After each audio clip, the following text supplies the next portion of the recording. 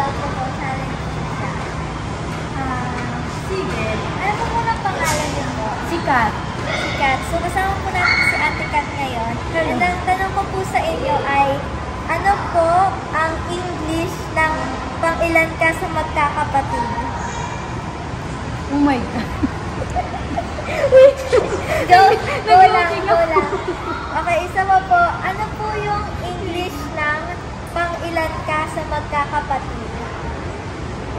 6.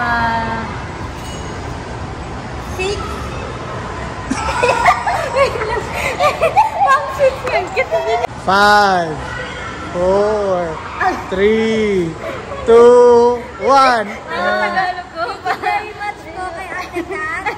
Sige po. Ang sagot po, what is your birth order among your siblings? Ang translation. Salamat.